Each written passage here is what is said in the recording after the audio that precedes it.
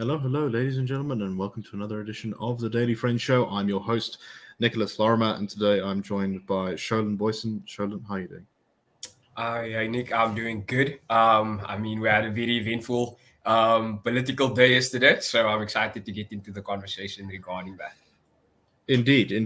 And we're also joined by Mr. Hermann Pretorius. Hermann, how are you doing? I'm doing well. It's nice to see a young person like Sholan with what's the word? Hope.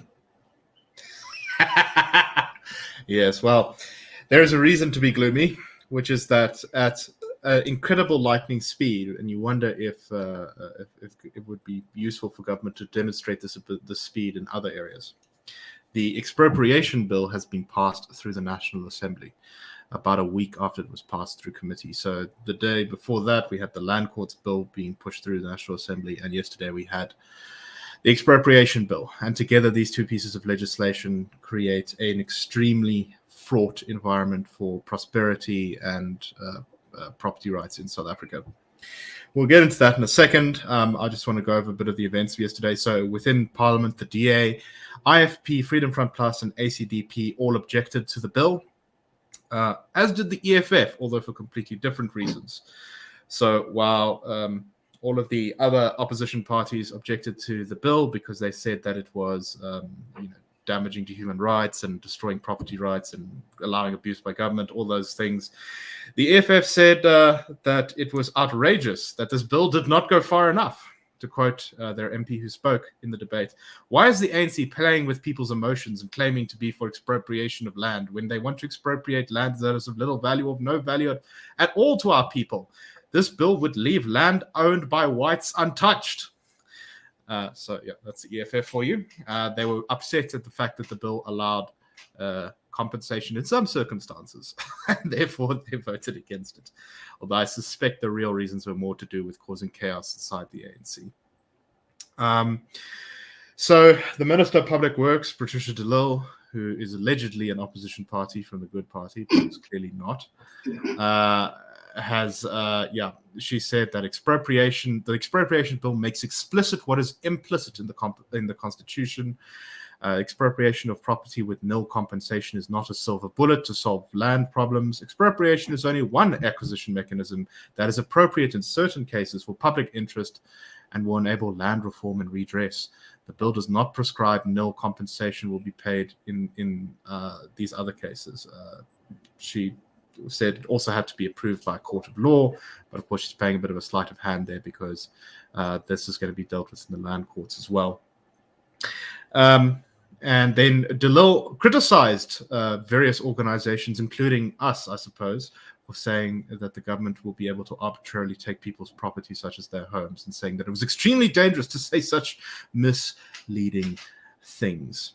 The ANC supported, of course, the bill, saying that it was completely constitutional and there was nothing to see here. The DA's Samantha Graham-Murray said, in spite of this, the ANC has insisted that the exact clause that they have failed to pass be retained in the expropriation bill. She's referring to the failure to pass the constitutional amendment. It is our contention that is a brazen attempt by the governing party to amend the constitution through the back door using ordinary legislation. It cannot be countenanced that a clause that was deemed so pivotal as to require constitutional amendment should now be adopted in the House by a simple majority.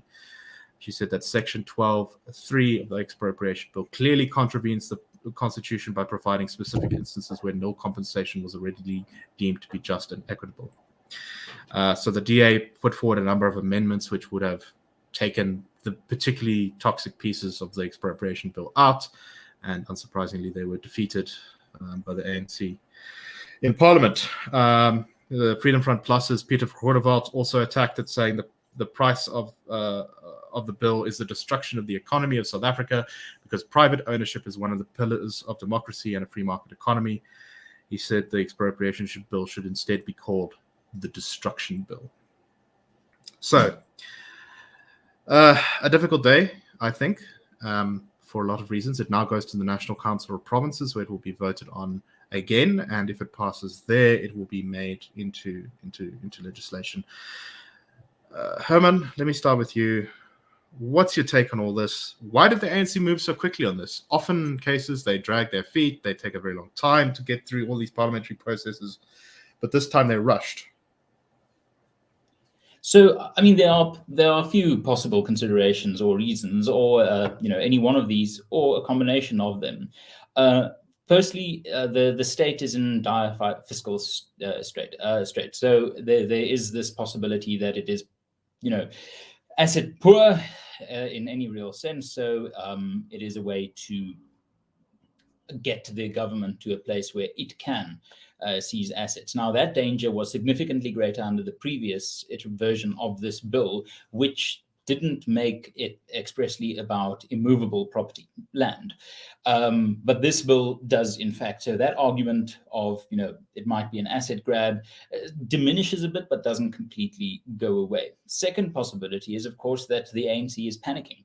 And that it needs to implement ideologically what it believes would genuinely be in the interest of the nation, that, get this expropriation bill done before 2024 so that we can start fixing the country. Now, of course, there's another component very closely related to that, another component consideration, and that is that, let's get the looting powers quickly before we lose power in 2024 so that, let's get what we can while we're at it.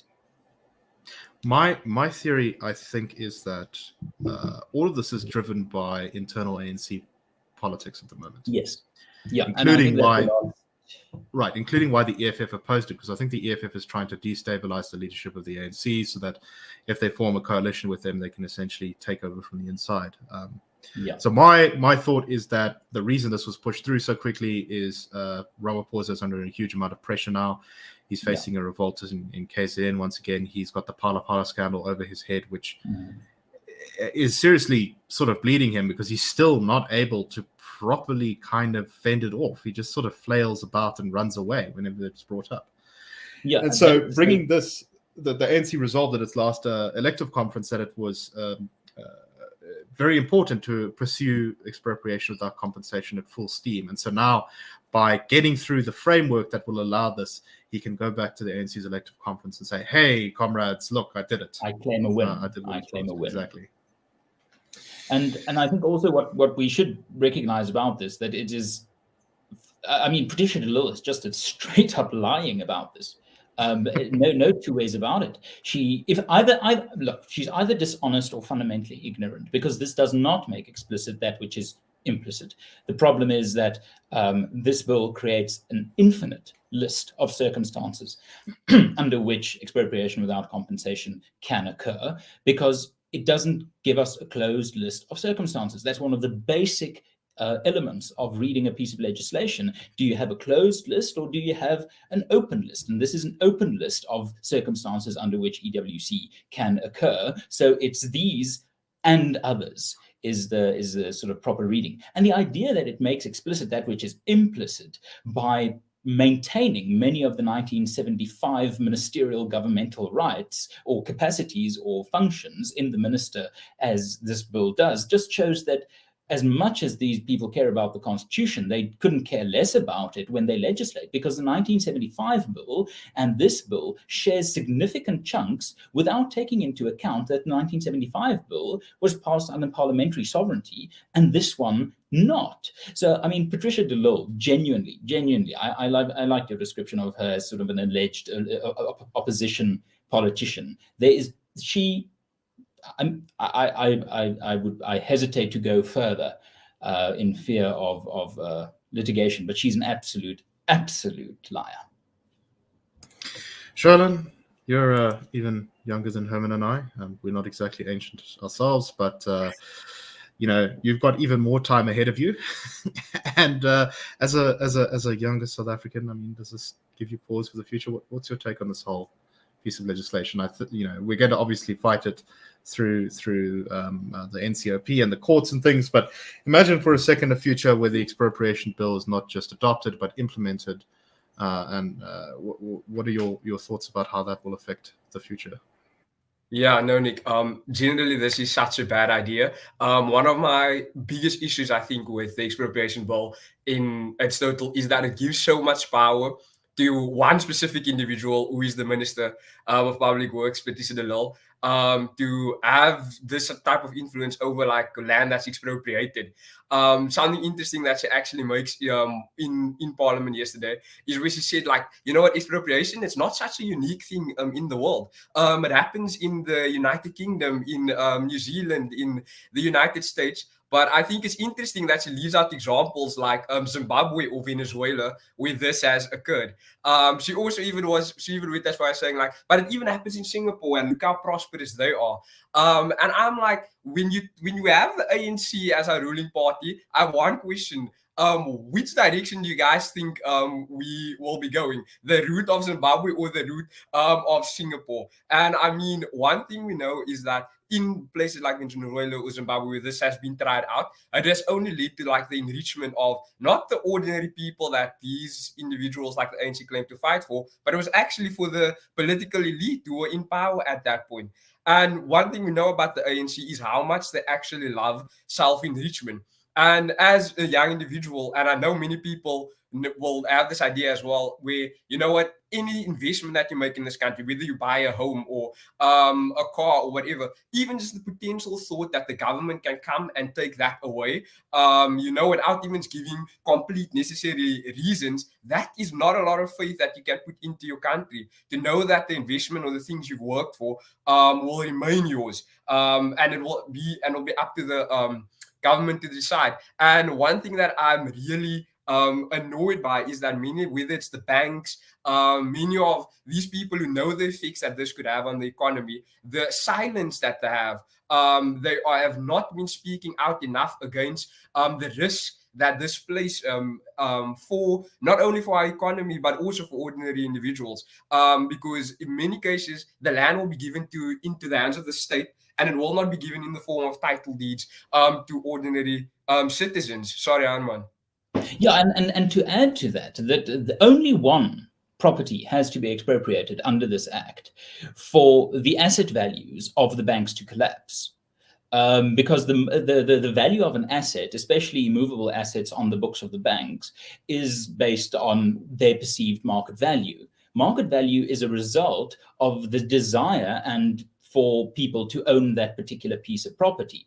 If you fundamentally undermine the desire to own property by introducing this uncertainty into the system that you cannot securely own property, that immediately cuts some value of your assets. And we, in terms of financial crisis, the banks in South Africa need only a fractional devaluation of their immovable asset books for a possible full-scale banking crisis and financial crisis to South Africa, because they might lose literally billions of rands in asset value just being wiped out and becoming short on capital or undercapitalized, triggering a local 2008, 2009 economic crisis. So the silence of the banks, as you say, sure, it's embarrassing. It's disgusting.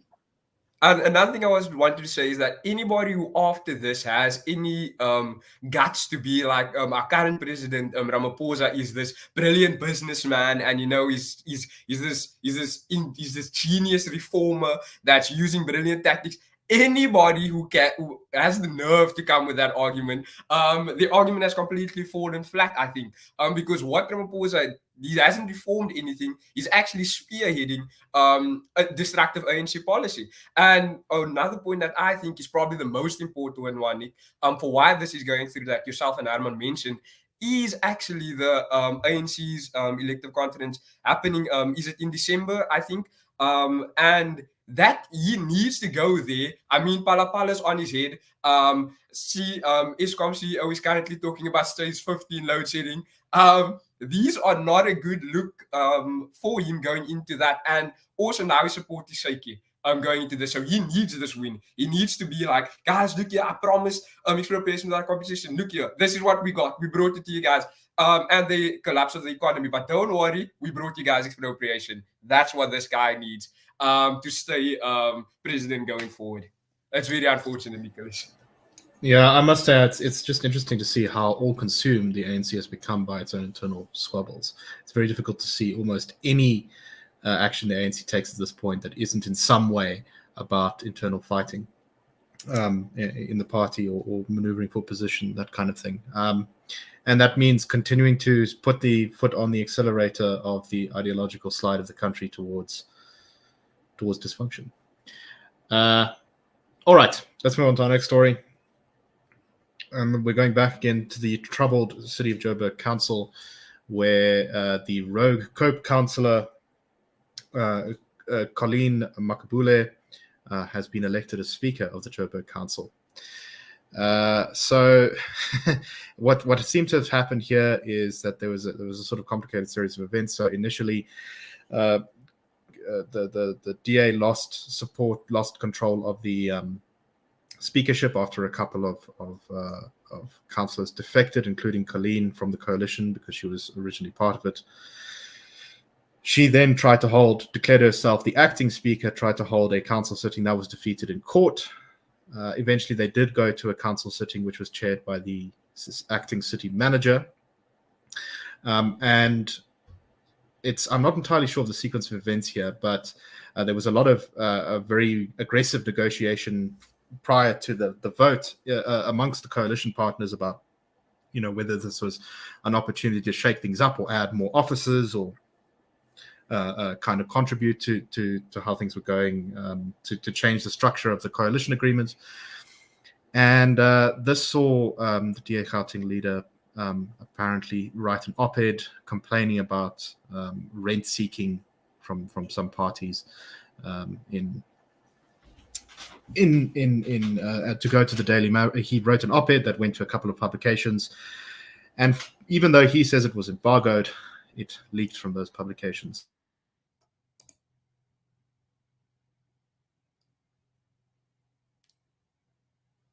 Have we lost Nick? Yeah, we might have. Right. So this is a palace coup. No. So the opinion piece was in. Nick, are you back? I think I'm back. I don't know what's wrong with my internet. Right. That was a very short reign. I abdicate.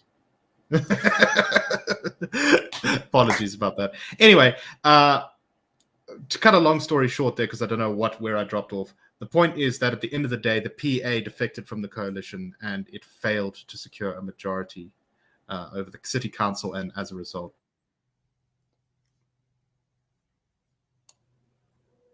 They don't want Nick to speak about this, do they?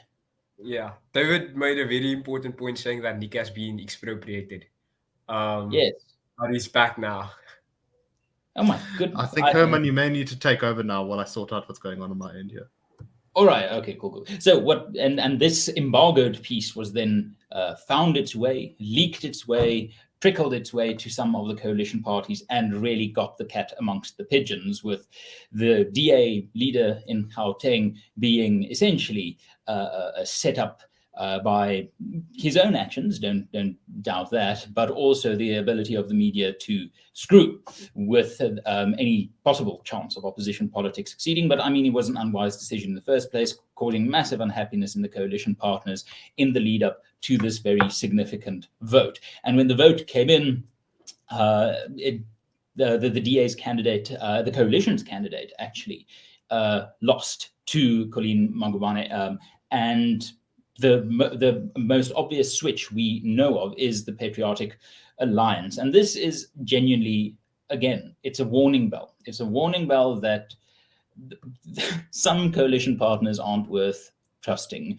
I think it was Nick who, in a conversation before the podcast, made the point that in almost every case where the PA has ever gone into coalition, it has ended up screwing into coalition partners, whether it's been the ANC, whether it's been the DA, the Freedom Front Plus, the IFP. They are fundamentally unreliable coalition partner. And we must really face up to the fact that the greatest risk to an end to ANC government is these small, corrupt, these small, allegedly corrupt Mickey Mouse parties that manage to derail sensible government formation attempts. I'm looking at you, Al-Jamar, I'm looking at the ATM, I'm looking at the PA, I'm looking at you, good for nothing. And the problem here is voters can only so long be protected from their own decisions. I'm not sure if I would entirely include the ATM in that list. Not yet, but let's put them. Let's look at 2024 with provincial and national governance. I think the ATM. Let me put it this way: if the ATM is a reliable coalition partner, I will, after a reasonable amount of time, eat that mouse pad in 2025 or 2026. So timestamp on that. But yeah, it's just a massive warning, and it goes back to the fact that when these coalitions were formed after the elections last year, the DA and the coalition were really saddled with an unappealing situation where damned if you do, damned if you don't. Because if they didn't form a government, they would be handing over Johannesburg municipality to an ANC-led government. If they do form a government, they will get blamed for every failure, and constantly over their heads will be this threat of losing power when smaller parties misbehave. So I must say, coalition politics, my goodness, it's no silver bullet, but it is a bullet. But that bullet can, also land in a foot somewhere. Sholan, your take on this? Yeah, no, I really think that the DA find themselves in a really tough position right now.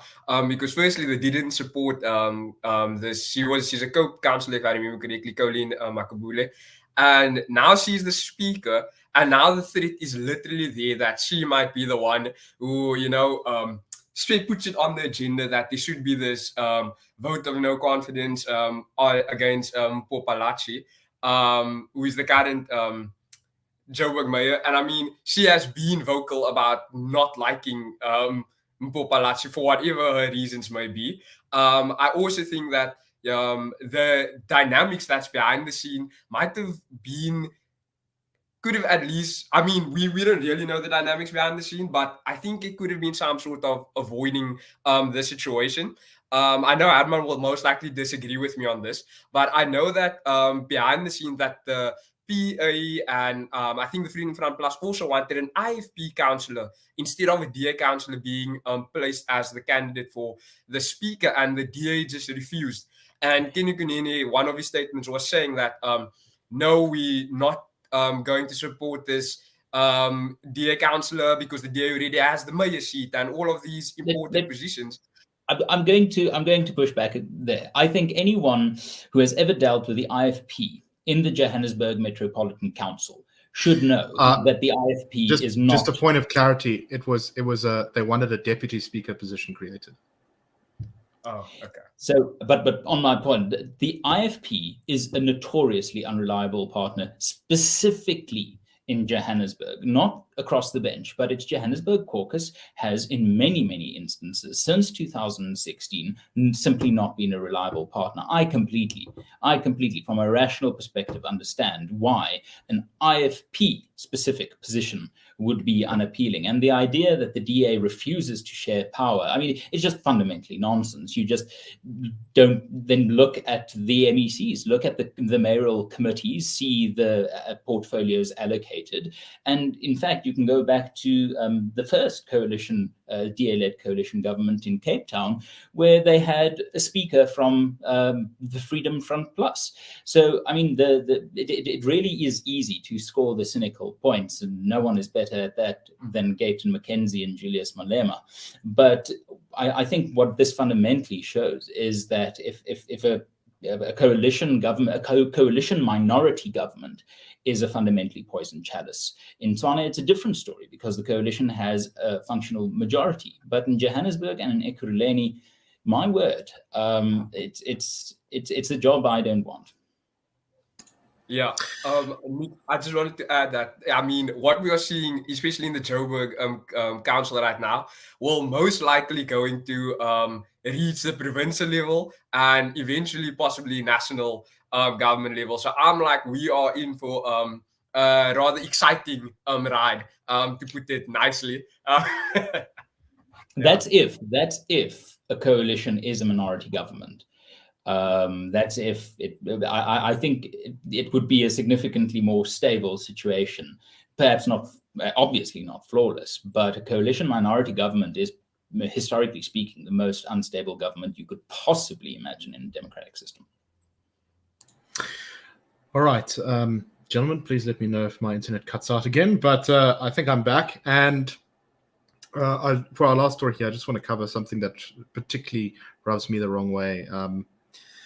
And this is our former President Thabo Mbeki, who was recently speaking at UNISA, where he once again reiterated some of his previous claims that HIV does not, in fact, cause AIDS.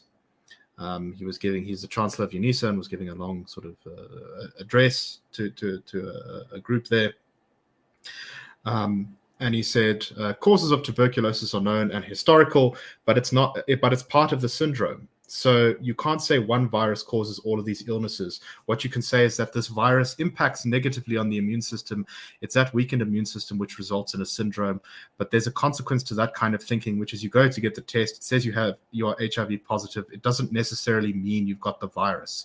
What it means is that your immune system is responding to something that is threatening the body, and therefore you need a clinical analysis in order to determine what is the thing that the immune system is rejecting. It's in all the medical documents that go on about it, and it's correct, because then you have to go and do a clinical examination in order to determine which of these illnesses in the syndrome is the one that's affecting this person, and you treat the person for that particular disease.